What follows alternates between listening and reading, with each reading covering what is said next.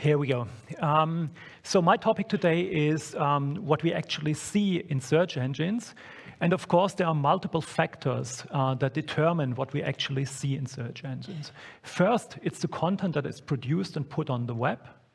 Then it's the part of the content that search engines actually grab. Then it's ranking the results. So we usually don't get through all the results, but only a minor part of that. And then it's how we see the results, how we perceive the search engine results pages. Of course, this is a complex matter, and I can't go into detail into all of these subtopics, but I will try my best at least to give an impression of what goes into the search engine index, how search engines today process the content of the index, and what actually changes with the advent of AI-generated search results or answers. So let's first look at how a search engine actually builds its index. And by index, I mean the database or databases underlying the search engine, so the collection of content. And on the right-hand side of the slide in the figure, you can see that there are actually different indexes. So there's the main index, the big one, which is the web index, with hopefully a comprehensive picture of all the pages of the web. And also we have the so-called verticals, like the news index, images, videos, and so on. So what is actually in these indexes? In the web index, there's a simple answer. There's basically everything in the web index. So search engines try to include everything that is on the web and that is worthy of indexing in the web index. Of course, we have technical and financial limitations to that because the web is so huge. And this is what we usually call the deep web. So the part of the web that search engines don't index. And also, especially for the verticals, like news, we have curation, meaning that humans decide which sources, which websites to use for building the specific index. Apart from the inclusion criteria, we have exclusion. And there's lots of exclusion criteria. I just want to mention the most important one, which is excluding spam. And spam pages are a tremendous problem to search engines. In 2019, Google stated they detect 25 billion spam pages every day. So it's a massive problem, and we can safely assume that the largest part of the web is spam, and only a minor part is legitimate content. Of course, we also have other exclusion criteria or parts of the web that we want to exclude. I don't want to go into the details here. Instead, I would like to focus on information quality and the search index. So we already learned that the web contains everything from high-quality content to spam pages or low-quality content. And if we look at a web index, we can see something like the very simple pyramid shown on the slide. We have a small proportion of high-quality content and a large proportion of low-quality content. That's rather trivial, but the important thing is that search engines include all these low-quality content in the index and later try to find the best pages from that through the ranking algorithm. So it's not that they exclude low-quality content in the first place, they include it, but they put it on positions in the ranked lists where we will never see them. So this leads us to the question what we actually see. And again, this is a bit more complicated than it actually seems. So what we actually see is what is shown on the first positions. And this is a matter of ranking. There are lots and lots of ranking factors that go into the ranking to determine which results are shown first. I just want to mention two ranking factors or elements of ranking, which is the source popularity. So it's always a safe bet for a search engine to display content from popular websites.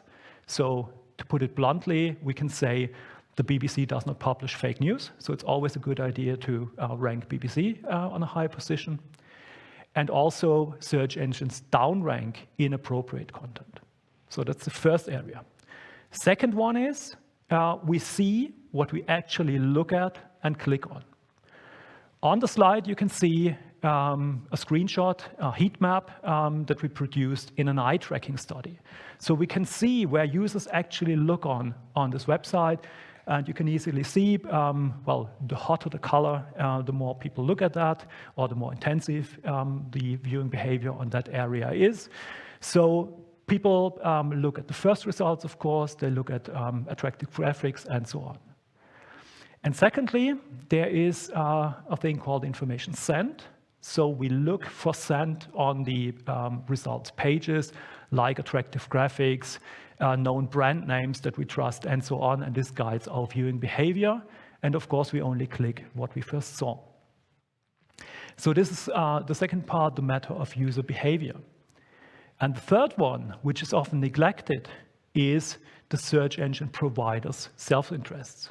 So what are search engines interested in showing us? Of course, they are interested in showing us results we will be satisfied with. So user satisfaction is a central measure of optimizing search quality. But also, search engines show us popular sources.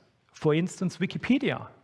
Because if they didn't, for many queries, we would say, well, something is missing. Because we know that we learned that Wikipedia will come up for many queries. And if it is not in the results set, we will say, well, there's something missing. And the last part is search engine providers' self-interests in financial terms. So they provide us with results on, well, popular positions where they financially benefit from. So for instance, if you look at the results page here, you can see Google's product search is featured on the top position of the results page. And this is what brought them a fine from the European Commission of 2.4 billion euros. So it is really a matter of fair representation, here in this case for competitive reasons, but also for other reasons.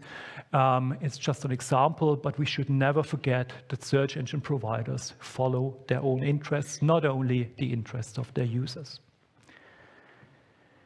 So now, how is search actually changing? Are we going from an age of search to an age of AI, as David said? I disagree. The age of search is still continuing. And maybe it started with the Library of Alexandria and still goes on and on and on. So from my point of view, we will see, of course, that we now have new ways of generating answers. And that's a good thing, because we can generate very complex answers, as David detailed. What we will I'm confident we will not see that these new systems will replace search. And there are two reasons for that. One is that it's very easy to integrate the answers from, that are generated through large language model-based systems into the search results. At the present, we still see, and this is the example from Bing that you can see on the slide, that we have, well, kind of different systems in the same interface, different results pages. One is the traditional search results page. The other one is the answers page. But it's very easy to integrate that. And we already see that in Google, just the way the answers are generated changes. So what also changes is that you need a lot of training data to train these AI models. And this brings us back to the index. Because if you have a search engine and you have the index anyway, you will train your models on, well, the documents from the index. And this again leads to the question of information quality and the question of what goes into the index. So again, the question of information quality, the same pyramid, and what is changing now. We see a huge amount of mass-produced SEO content. SEO content is content that is produced to be found in search engines, to be ranked highly. And what we can now see that it's very easy to generate millions of pages and put them into the index.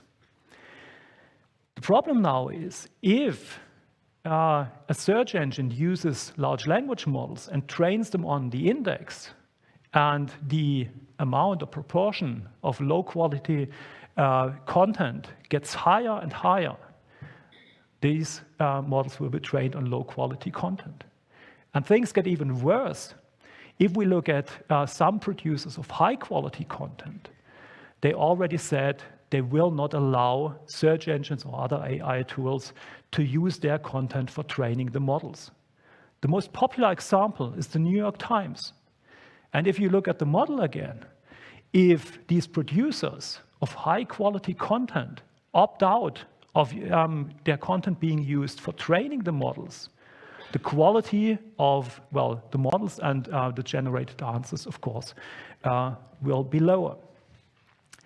So this is the perspective mainly of the commercial high-quality content producers. There are also other content producers. Some will just not care whether their content is used for training the models, or they will just not know that their content will be used. But others will be more than happy that their content is used, and these are all actors who try to influence public opinion, ranging from political parties to lobbying organizations and, of course, all the providers of misinformation. So, in summary, what are the key takeaways from this presentation? First one is, we saw that search engines make decisions about what to include, exclude, and display on the results pages. So it's not a purely technical measure. Secondly, we saw that we face a flood of auto-generated content that will lead to curation becoming more critical. So, looking at the sources to include in any search system using web content will become more important, as said. These are the two key takeaways from the presentation. If you want to download the presentation, follow the link on the QR code. And if you are interested in learning much more about search engine, I have a book and I can highly recommend. Thank you.